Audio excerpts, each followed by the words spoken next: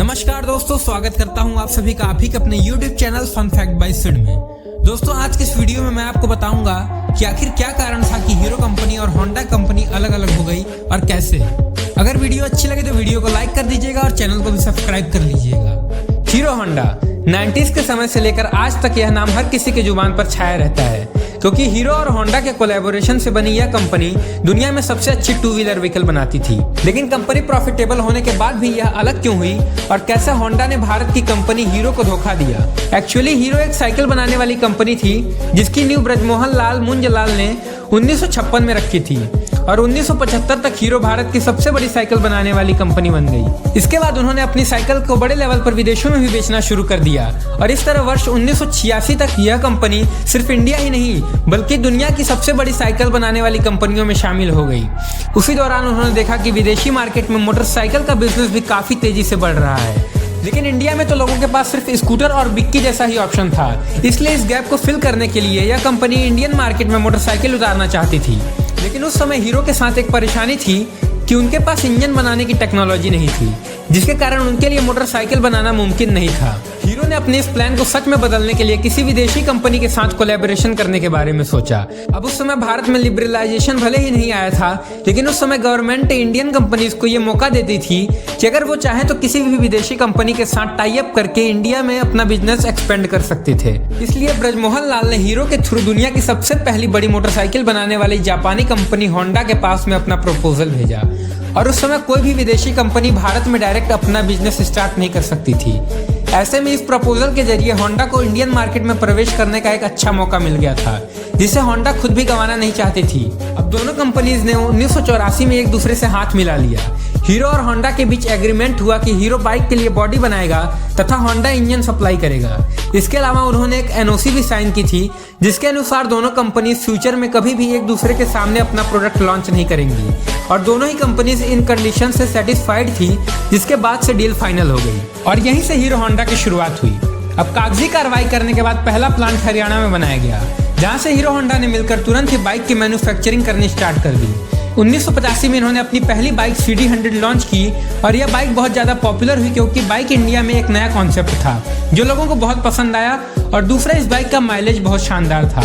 इसके अलावा इन्होंने इस बाइक को उस प्राइस सेगमेंट पर लॉन्च किया जो हर मिडिल क्लास के लिए अफोर्डेबल हुआ करता था। साथ ही साथ इन्होंने अपना मार्केटिंग कैंपेन भी प्रभावित तरीके से तैयार किया था, जहां इनकी टैग लाइन थी feel it, shut it, forget it, petrol भरो और भूल जाओ। इस टैग लाइन का भी लोगों पर काफी असर हुआ और जनता इस बाइक की दीवानी हो गई, क्योंकि उन्हें स्कूटर वाला माइलेज इस बाइक में मिल रहा था। सब कुछ अच्छा चल रहा था, लेकिन अचानक जापानी करेंसी में उछाल आ गया, जिसकी वजह से जितने भी स्पेयर पार्ट्स जापान से आते थे वो काफी महंगे होने लगे और हीरो होंडा को अपनी बाइक अफोर्डेबल बनाने में काफी दिक्कत आने लगी। और एक दूसरी प्रॉब्लम ये भी थी कि हीरो होंडा के कई सारे कॉम्पिटिटर इंडियन मार्केट में आ चुके थे, जैसे सुजुकी, यामाहा, बजाज व टीवीएस। लेकिन ये सारे ब्रांड शहरी इलाकों में रहने वाले वेल्दी कस्टमर्स पर फोकस करते थे। लेकिन वही हीरो होंडा को देखा जाए तो उनका main focus high middle class तथा लोअर मिडिल क्लास पर था, जो एक अफोर्डेबल सॉल्यूशन चाहते थे। और यही वजह थी कि हीरो होंडा की बाइक सिर्फ शहरों में ही नहीं बल्कि पूरे भारत में सबसे ज्यादा बिकती थी। और ये सब देखते हुए कंपनी अपनी बाइक का प्राइस नहीं बढ़ाना चाहती थी, यहाँ तक कि इसी कारण कंपनी को लंबे समय तक लॉस का भी सामना करना पड़ा। लेकिन 1990 में जब डॉलर का एक्सचेंज प्राइस रेगुलेट हुआ तो फिर हालात थोड़ी सुधरनी शुरू हुई और देखते ही देखते कुछ ही समय में हीरो होंडा एक बार फिर से अपनी बाइक पर प्रॉफिट कमाने लगी। अगले कुछ ही सालों में कंपनी का प्रॉफिट $10 मिलियन को भी क्रॉस कर गया, जो कि उस जमाने में एक बहुत बड़ा नंबर था। अब यहाँ तक तो चीजें ऊपर ऊपर से काफी अच्छी नजर आ रही थी, लेकिन अंदर से सिचुएशन बहुत पहले ही खराब होनी शुरू हो गई थी। दरअसल कंपनी के मैनेजमेंट में शुरू से ही कई तरह की प्रॉब्लम चल रही थी, जैसे कि होंडा तो अपनी बाइक्स अमेरिका और रूस जैसे डेवलप कंट्री में सेल कर रही थी, लेकिन हीरो होंडा को होंडा की तरफ से फॉरेन में अपनी बाइक सेल करने की परमिशन नहीं दी। यानी एक तरफ तो हीरो साइकिल मैन्युफैक्चर के तौर पर उस समय की सबसे बड़ी कंपनी थी, यहाँ तक कि Guinness book of world record में भी इसका नाम दर्ज था। वहीं दूसरी तरफ होंडा की वजह से वो अपनी बाइक फॉरेन मार्केट में सेल नहीं कर पा रही थी। असल में इंडिया के बाहर हीरो होंडा को सिर्फ नेपाल, भूटान और बांग्लादेश जैसे आसपास की कंट्रीज तक ही अपनी बाइक को एक्सपोर्ट करने की अनुमति थी, जिसकी वजह से हीरो कंपनी इंटरनेशनल मार्केट में जो पोजीशन चाहती थी वो उसे नहीं मिल पा रही थी।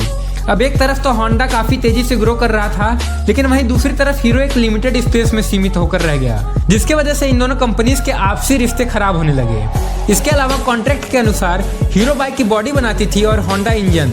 अब अगर हीरो को अपना बिजनेस एक्सपेंड करने के लिए अलग भी होना पड़ता तो वे ऐसा नहीं करते, क्योंकि वो इंजन के लिए अभी तक पूरी तरह से होंडा पर डिपेंडेंट थे। लेकिन उन्हें अच्छी तरह से यह भी समझ आ चुका था कि अगर उसे होंडा से अलग होना है तो फिर इंजन मैन्युफैक्चर करना ही पड़ेगा।